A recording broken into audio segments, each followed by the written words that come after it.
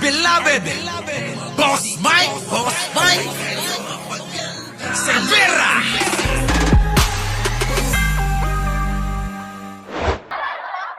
Nakakahiya itong nangyari. Apakalungkot natin bilang Pilipino para tayong failed state.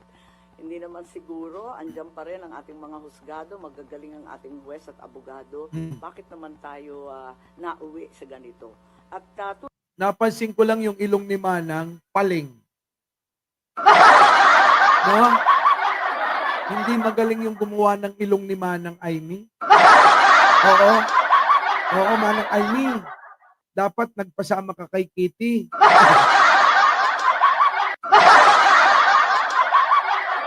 Yung ilong mo, Manang Aimee, tabingi.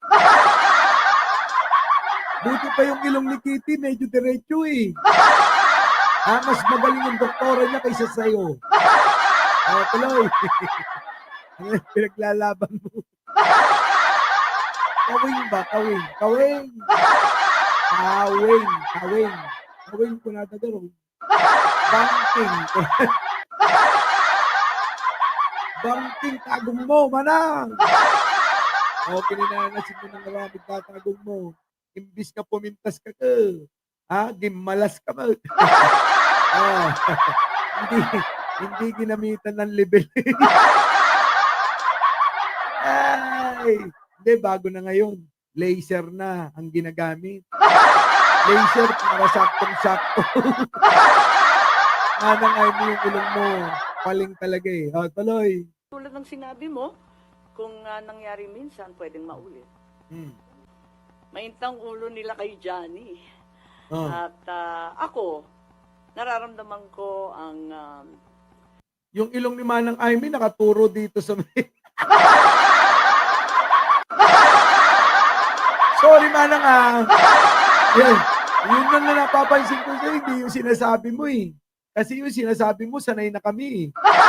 Pero yung ilong mo ngayon ko lang napansin talaga, Manang Bangking talaga. Bakit kaya hindi may paulit ni Manang Aimee to? Paling talaga. Kahit anong sipat ko, mga kababayan eh. Kahit anong sipat ko, yung ilong niya nakaturo din eh, sa gilid ng bibig niya eh. Manang Aimee, lalo tuloy nakikita yung baba mo eh. Sa totoo lang. Manang Aimee, paayos mo, maniwala ka siya. Ano ba naman kayong mga nasa paligid ni Manang Aimee? Hindi niyo ba ito pinagsasabihan? Kita-kita. Baka naman siya, bulong nyo na lang. Kung naiiyak kayo sabihin, bulong nyo lang. Manang Aimee, yung ilong mo. Bangking ko na ni Mike Cervera. Ipaayos mo daw sa nag-ayos ng ilong ni Kitty.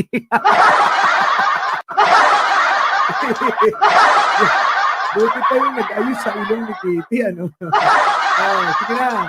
Manang Aimee, butik na yan. Ano ba yan? Para tuloy, para ka ng turang matrona. Dahil dyan sa ilong mo na yan. Sige, tuloy mo na. paghihimutok ng ating mga OFW. Ramdam na Ilan lang ba yan, Manang Aimee? Ikaw naman, dinadamay mo na lahat ng ating mga OFW. OFW agad lahat sila. Karamihan dito, OFW, libo-libo, yung mga nandito nanonood. Si Manang Aimee, dinadamay lahat Hindi lahat ng OFW. Kakapranggot lang na parte ng mga OFW ang mga sumusuporta kay Digonyo. Kung inaakala mong lahat, karamihan dyan tahimik lang. Ayaw nila na makialam. Gusto nila yung bang magtrabaho at mamuhay ng mapayapa lang. Ikaw, Manang Aimee, yung mga OFW na nandito, baka magalit sa iyo. Hindi ka iboto.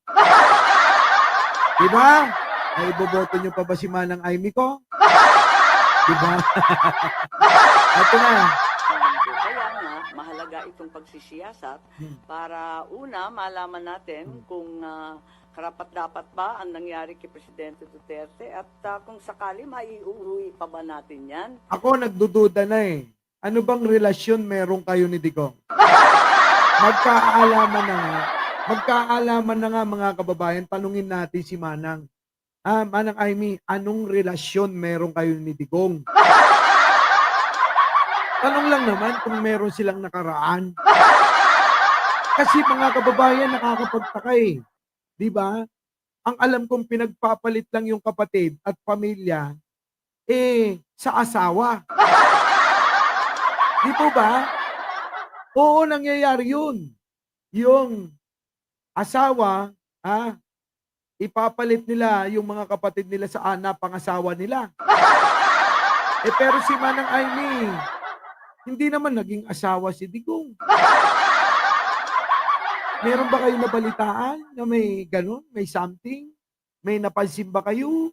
Meron ba kayong naalala na sweet-sweetan sila? Meron ba kayong naalala na nag-date sila? Ha? Parang wala naman akong maalala. Sige pala eh. Golden memories ka pang nalalaman na. Sige, eto na. Baka may something. Hindi nga natin alam, kaya nga ako nagtatanong. Baka mamaya, merong nangyari. Nangyaring hindi natin nalalaman. Kasi alam natin mga kababayan, meron namang asawa si Digong. Si Hanilet yun. Di ba? Oh. Ngayon, si Manang Aimee. Oh. Kaya tinatanong ko kayo kung meron kayo naalala na may sweet-sweetan silang moment. Meron ba silang may kamay, tayong dalawa. Magmula na makilala ka. Damdamin ko sa'yo ay ibang-iba. May ganun ba? Walang niya mga kababayan eh. Diba? Oh, giliw ko. Miss na miss kita. Sana'y lagi kitang kasama. Walang niya. Manang Aimee, gumawa na ako ng team song nyo. Di ba may tinanong? May team song na sila. Sige, tuloy na. Ikalawa, kung ano ang magagawa natin para sa mga OFW natin na napipinsala o di kaya na... Anong napipinsala, Manang Aimee? Sabi niya, anong magagawa natin sa mga OFW nating mga kababayan na napipinsala. Napipinsala ba kayo? May timanong napinsala ka ba? Alam ko namang nasa Amerika ka. Pero ang tanong ko, sabi ni Manang Aimee ko, abay napipinsala daw kayo. Anong kapinsalaan yung nararanasan nyo? Anong kapinsalaan yung nararanasan nyo? Walang niya Manang Aimee naman. Ano ba? Sige, anong pinsala? Na paghahatulan doon sa ibang bansa. Oh. Pero, So anong mapinsala kung matulan na si Digong sa ibang bansa, Manang Aimee? Di ba? Kami nga tuwan-tuwa eh. Marami namang OFW na tuwan-tuwa din. Ano pang pinagngangal-ngal mo? Yan, ganyan na lang yung yung dapat na lagi mong post sa poise sa mukha mo. Dahil sa ganyang ganyang post mo, dumidiretso yung mukha mo. Dumidiretso yung ilong mga kababayan, dumidiretso. Oy, ballpoint man, matulog ka na. Nailakad pa kayo bukas. Ito na. Pasok. yung paghihiganti na babanatan mo rin ng tax, ng...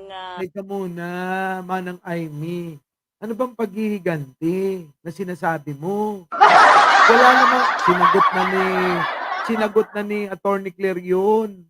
Yun paalala lang ni ni JPE, ni Manong Johnny. Pinaalala niya lang kung ano yung mga nakukuhang benepisyo ng mga OFW sa gobyerno ng Pilipinas. Walang sinabi na gumanti. Walang sinabi na gantihan. Ano naman, Amy? Tuloy, fake news ka rin.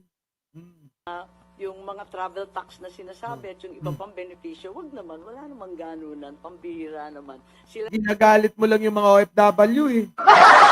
Wala naman yung ganun. Pinaliwanag ho ni Atty. Claire yan, na opinion lang at pinaalala. Hindi ho sinabi na tanggalin yung mga benepisyo na yan para sa mga OFW. Engot din to eh. Tuloy. nagbubuhay ng ekonomiya natin, sila pa ang uupakan natin. Kita mo, sumipsip ka pa sa kanila. Akala mo ba iboboto ka nila? Alam na nila yan na sila na nga yung makabagong bayani. Sa makabagong panahon. Ang mga OFW. Bakit inaalis ba natin yung titulo na yun sa kanila? Yung titulo ng makabagong bayani sa makabagong panahon. Kanila na yun. Hindi mo na mawawala yun. Naman eh. Well, naintindihan ko sila to what extent na talagang gagawin nila, hindi ko alam.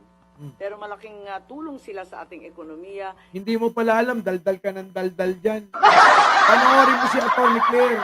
Oo. Pag pinanood mo si Atty. Claire, yun, matututo ka sa kanya. Sila talaga nagpapalutan ng napakaraming pamilya rito, lalong-lalo na sa Ilocos. Kaya alam na alam ko yan. Hindi ko nga alam kasi marami nga nagsasabi, nagalit, bakit nagkaganon. Abay, hindi ko naman sinasadya, hindi naman anti-administration. Inimbita ko nga, puro gobyerno. Halos wala ng testigo yung kabila. Kung hindi pa nag-video call Sinadya mo yun, Manang.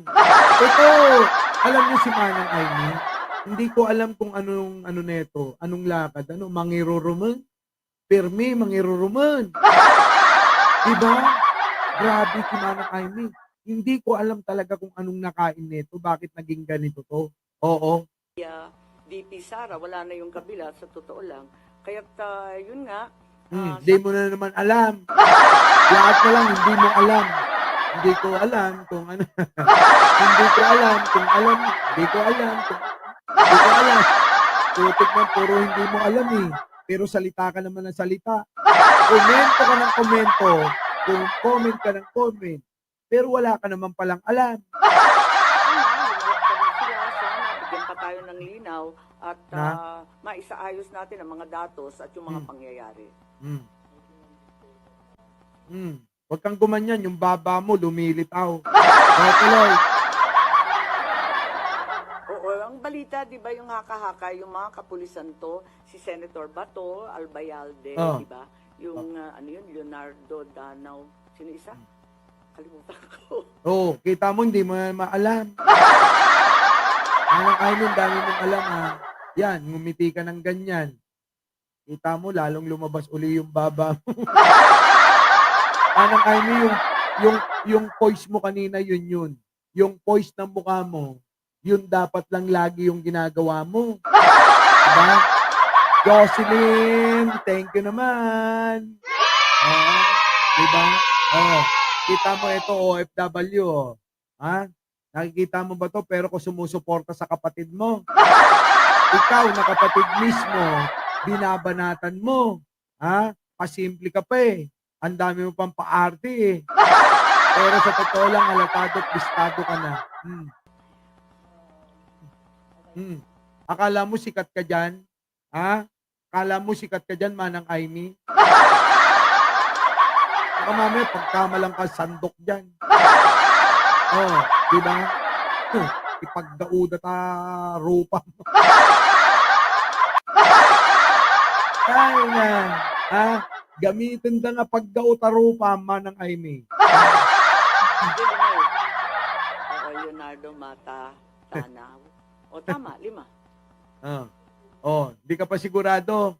Hindi 5 yun. Marami yun. Marami.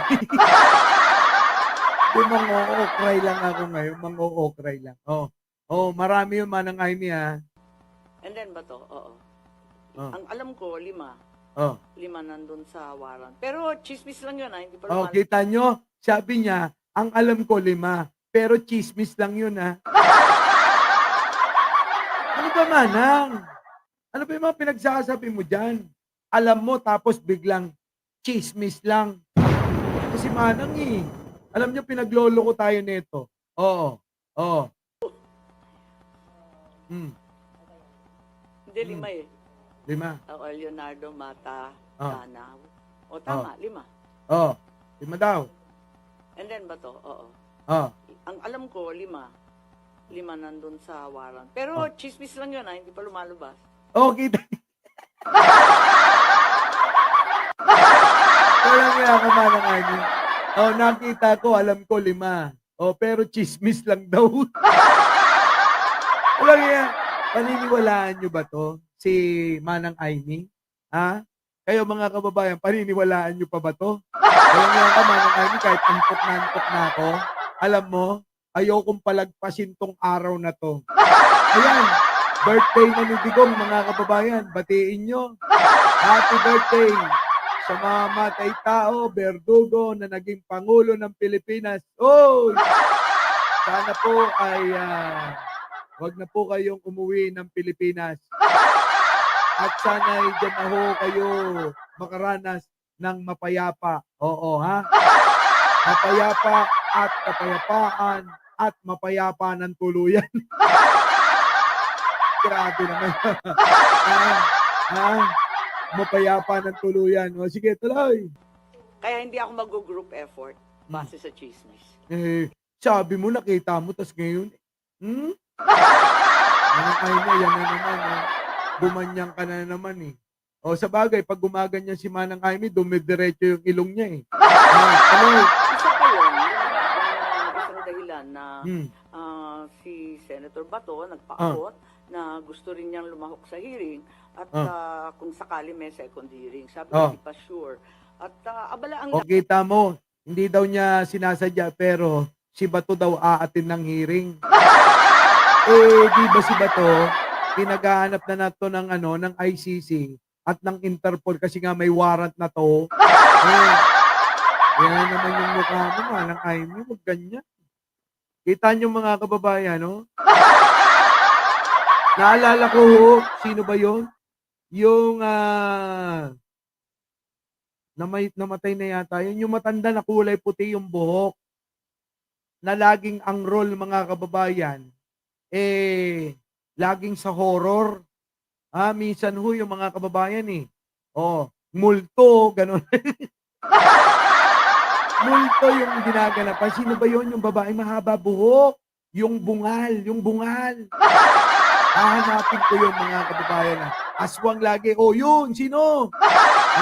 Yan, si Laila Cantapay.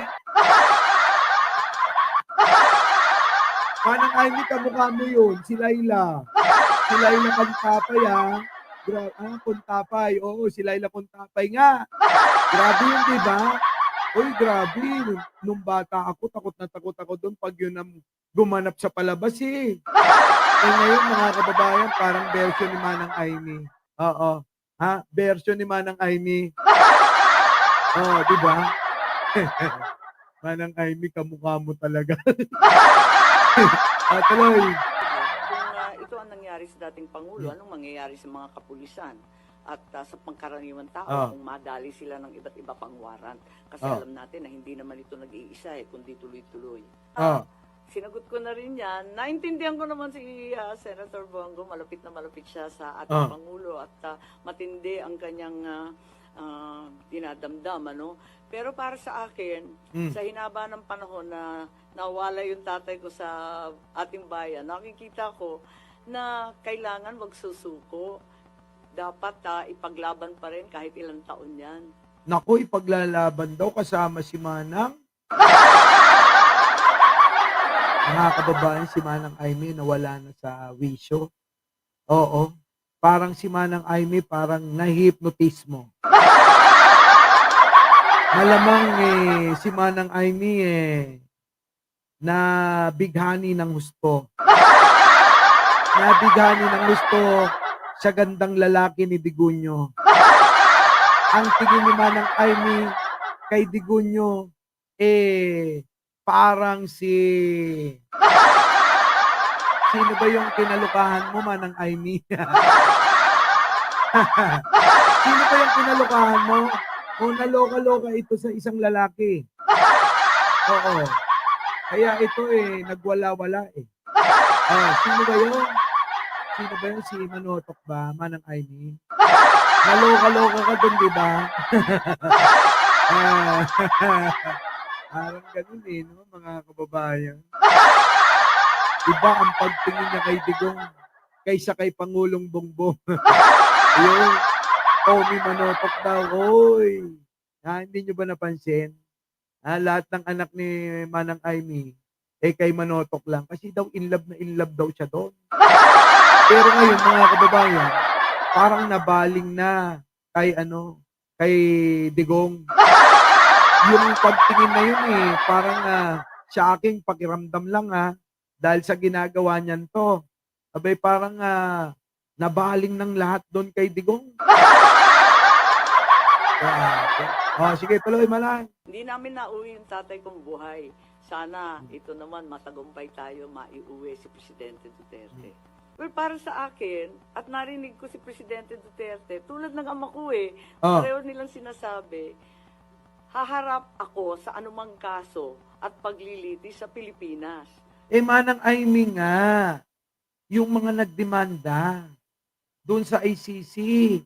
Mark Maleco, thank you naman. Oh, 'di ba? Sa ICC nga sinampa Manang bakit kasi hindi nyo sinampan dito? Gumawa na lang kayo ng moro-moro. Nang sa ganun merong balikan si Digong at merong maging alibay. Kaso, mga kababayan, wala Naging busy sila sa paninira kay Pangulong Bongbong. Ngayon, ang tanong, kasalanan pa rin ba ni Pangulong Bongbong Marcos yan?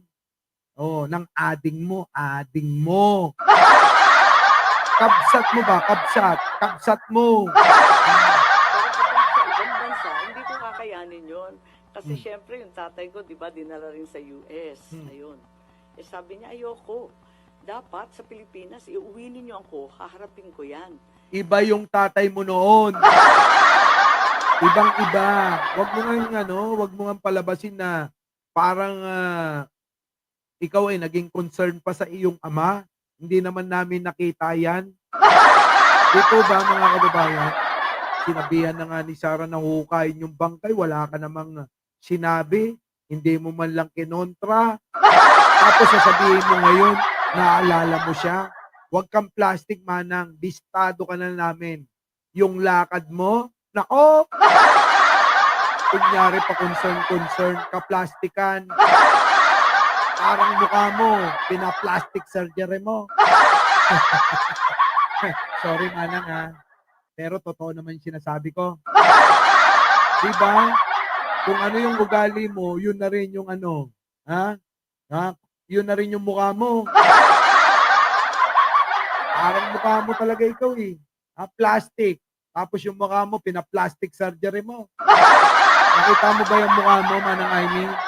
Halos hindi na gumagalaw yung buong mukha mo, yung ilong mo.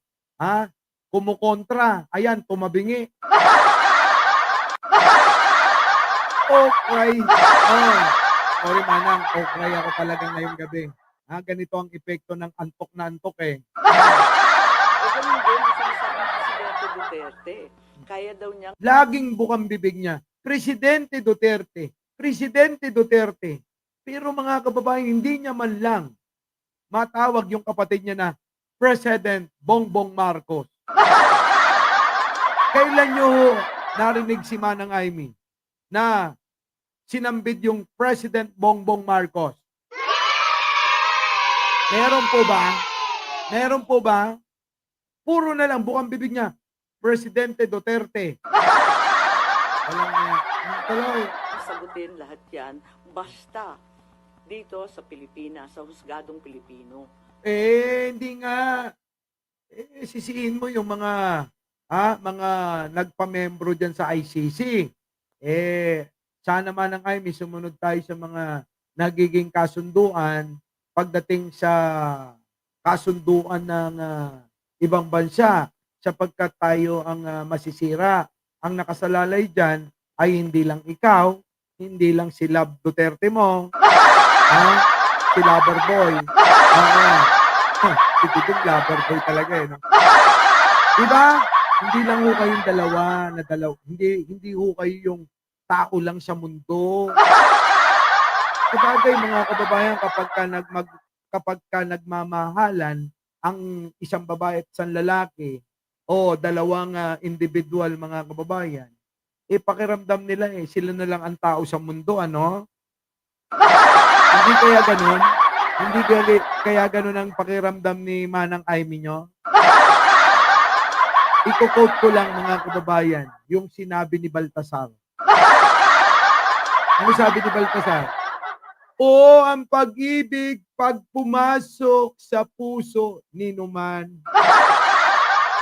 hahamakin lahat kahit ading ka pa." Grabe. O, di ba? O ang pag-ibig pag pumasok sa puso ni numan, hahamakin ang lahat, maging ading ka pa. Kita niyo? You and me against the world. Yuhu! Diba, mga kababayan? Grabe, no? Tuloy. Sasagutin daw niya at papayag. Ay, balagtas pala. Antok na ako eh. Sorry naman, si Balagtas, hindi si Baltasar. sorry. Iba pala si Baltasar at si Balagtas. Oo, si Balagtas. Thank you naman paring Bert, pinaalala mo. Julie C. Yan, pinaalala mo lang. Sorry naman. Malitis. Hindi ako yung abogado niya eh. So, ang nagagawa lang ng Senado in aid of legislation, oversight, kung ginampanan ba ng lahat ng ahensya ang trabaho nila, lahat ng tungkulin ba, ang karapatan pang tao ba na ibigay, lahat yun. At kung kinakailangan, papalitan ba natin ang sistema ng ICC, Interpol, ng Philippine Transnational Crime, at saka nung RA 9851. Di baguhin mo na lahat yan. Lahat yan sinabi mo ipanukala mo. Ang gawin mo, ipasa mo. Habang nandito pa't nakaupo si Pangulong ading mo. Di ba mga kababayan? Hearing ko no. Antok na yun. Oo nga Tito Randy, naantok na ako Tapos naka 3 rounds pa ako bago mag-live. Kutal lang. Kutal na ang inyong vlogger. Tuloy. Yung extradition treaty na pagkaluma-luma, sinulat pa ng tatay ko. Maraming batas kasi na palibot dyan Siyempre, happy birthday. Matindi rin yung umabot sa 80 years old. At sana makauwi na siya. Yay! Sabi nga lang kinikilig pa. Sana makauwi na siya. Manang Aimee, wala na. At higit sa lahat, siyempre, gusto kong pumunta sa The Hague. Kung papayagan ako, dadalhin. Makikipag-reunion ka lang din Gusto nyo lang sama-sama kayong lahat Kasama doon si Elizabeth. Kasama doon si Hanilet. Kasama doon si Lucaret. Sino yung Lucaret, Boss Mike? Sino yung Lucaret? Siya. Hindi nyo ba napansin? Hindi nyo ba napansin? Yung mga dulo magkakatunog. Elizabeth. Hanilet. Lucaret.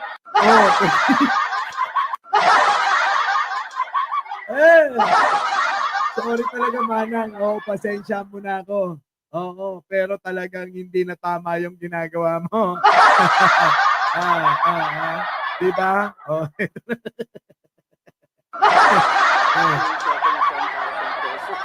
Kasi expanded centenarians, qualified na siya. 80 anyos na. Hindi, biro lang. Kita mo, kinikilig pa talaga siya. Diba? Kinikilig si Manang Aimee. Gumaganong-ganon, Alam niya, Benero, ewan ko ba rito sa manang Aimee mo? Kinikilig pa habang binabanggit si Tigunyo. Walastik manang Aimee, tanong ko lang. Natanong mo na ba yung mga biktima kung anong pakiramdam nila? Dinalaw mo na ba sila, manang Aimee? Ha? Dinalaw mo na ba? Yung mga biktima na sumisigaw ng katarungan, na nawalan ng mga tatay, sabi mo nga, yung mga nawalan ng anak, yung mga naulila, ha? Yung mga anak nila ngayon hindi nakakapag-aral kasi dahil wala nang naghahanap buhay, yung minamaltrato ngayon ng kanilang madrasta o ng kanilang stepfather dahil yung nanay siyempre mag-aasawa ng iba dahil may pangangailangan din naman na katulad mo. Diba? Siyempre mga kababayan, alangan naman buruhin nila yung kanilang Di po ba?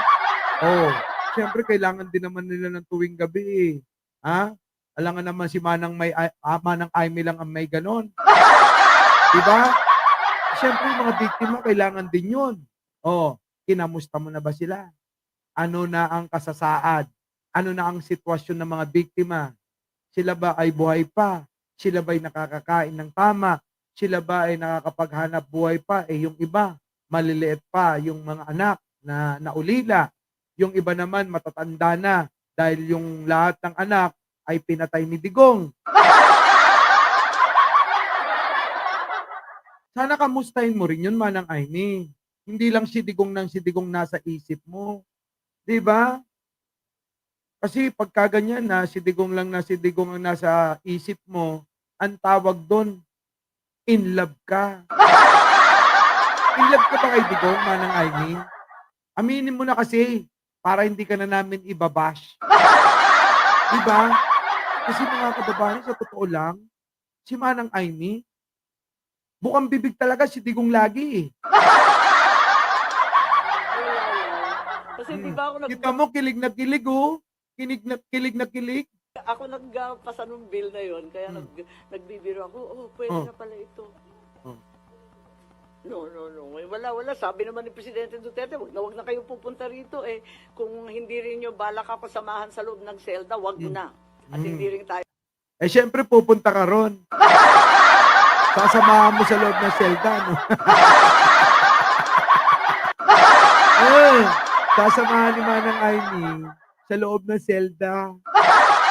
Eh sinabihan ka na pala na wag ka nang pumunta kung hindi ka pala pupunta sa loob ng kulungan niya.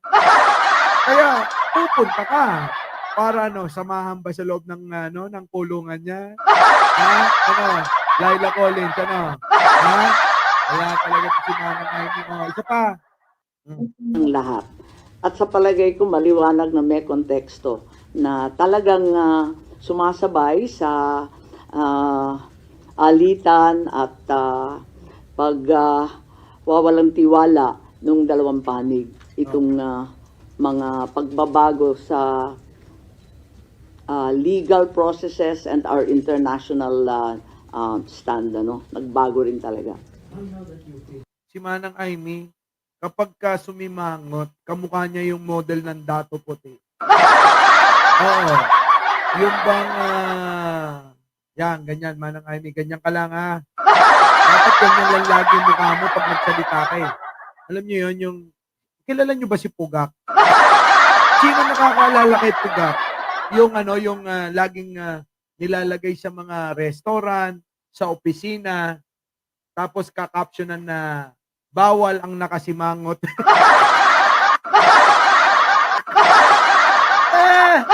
Manang Aimee, sa totoo lang ha. No joke ito ha. Kamukha mo si Pugak eh. Kapag alam mo yung mukha niya. Natural sa kanya yan ha, natural. Oo. Eh ako pinipilit ko pa. Ay, grabe, Manang Aimee. Sige, tuloy. Ano po yung nakikita yung legislation or are you planning the resolution for the Senate to be considered? Hindi naririnig yung mga nagtatanong eh. Yung dulo nitong investigation? Well, ang dulo nito, maliwanagan tayo dito sa ICC, yung iba nagsasabi na baka dapat ibalik na naman sa NBI at wag daw sa Philippine Center for Transnational Crime ang ugnayan sa Interpol. So may mga recommendations in policy, yun naman talaga ang ating pakay in aid of legislation. At alam din natin na Yung gusto mong baguhin, ganon, babaguhin mo. Yung pakikipag-ugnayan sa Interpol, babaguhin ni Manang Aimee, para nga nang daw sa ganon, hindi na maulit daw yung pagkakahuli kay Digong. Ganon ba? Teka muna, paubos mo muna yung mga kasama ni Digong, lalong-lalo na si Batot si Bongo. Ganon. hindi pa tapos to kasi may mga warrant pa na ilalabas. Oo. Alam natin na may 5 nang narinig tayo na laman nung ikalawang warrant na mula sa ICC. Kung tama ba ang proseso or kung hindi tama ang proseso, hindi na dapat maulit. So, importante.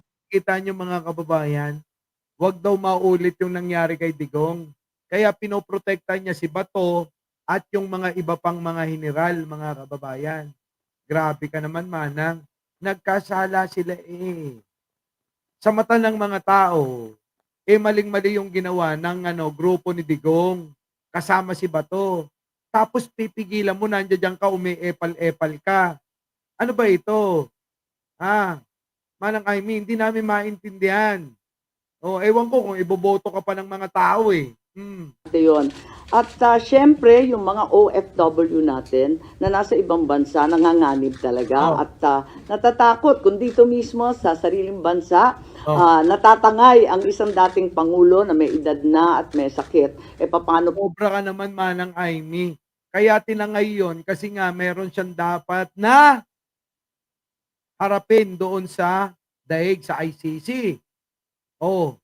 May harapin siya doon Pagkakait mo pa, Manang Aimee. Paraw sila. Kaya nais nilang malaman kung ganon na pinaglalaban natin yung mga na peperwisyo, na kukonvict pa sa ibang bansa, pinaglalaban natin na makauwi, paano ba ang sitwasyon ni Presidente? Ngayon, isa magkaiba yun. Karumal-dumal. Di ba? Ang kasong mga pinaggagawa ni Digong. Pumatay ng 30,000 tao, Manang Aimee. Di ba? Kaya tignan mo yung mga tao, asar na asar sa'yo rito. pa, medyo marami pong galit at Maraming galit sa'yo. Kininan mo. Bakbakitan ka nga. Ay, naapo. Bakbakitan ko. Kung ano pa masabi ko rito. Sige, Manang Aimee, tuloy mo na. nanawagan sa akin at tinetext ako, sinong mananagot dito sa nangyari? Wala. Walang mananagot, Manang Aimee. Walang mananagot. Dahil wala namang wala man naman naging problema, walang naging walang naging paglabag. Anong pananagutan? Naman. Kasi hindi naman po pwede na nakalusot ng basta. Anong nakalusot ba? Nakalusot yung Interpol.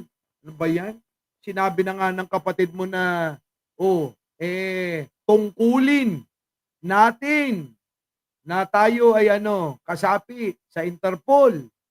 Meron tayong tuntunin na dapat sundin. Yung ICC wala na. Kaya nga hindi tayo nakipagtulungan sa kanila. Ngayon, doon naman sa Interpol, meron tayo.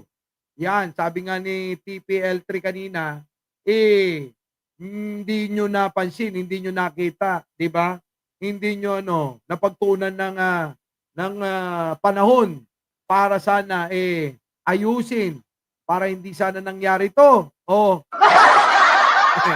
Hindi namin din. Hindi na alam pinagsasabi niya. Ano ba initial findings yung naging basis para tumalas na kayo sa alyansa o dahil sa nakalipas na dalawang political rally ng alyansa ay hindi na kayo Misyang, alam, marami na nagsabi niyan pero shoutout sa'yo. mention ng Pangulo? Bongbong Marcos.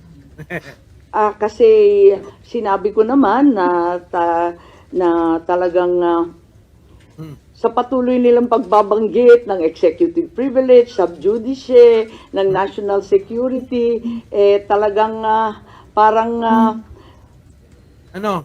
mistulang nagtatago ang ating gobyerno ng mahahalagang katotohanan. Kita nyo, binanatan na.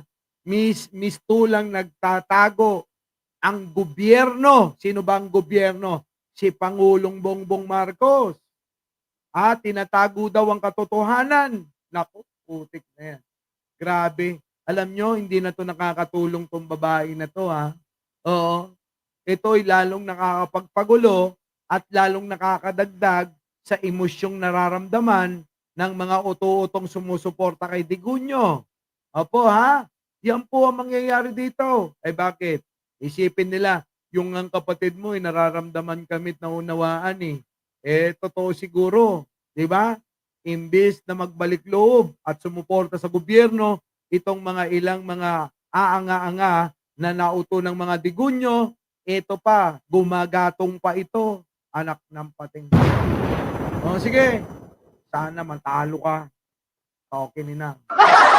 At hindi ko talaga matanggap, kaya't kinakailangan malaman natin at hayaan na lamang ako na malaya na magsiyasat para malaman ng taong bayan ano nga talaga ang mga pangyayari, kung may nalabag na batas at kung ano ang pagbabago or bagong legislasyon na kinakailangan. Naku, kunya-kunyari ka pa eh.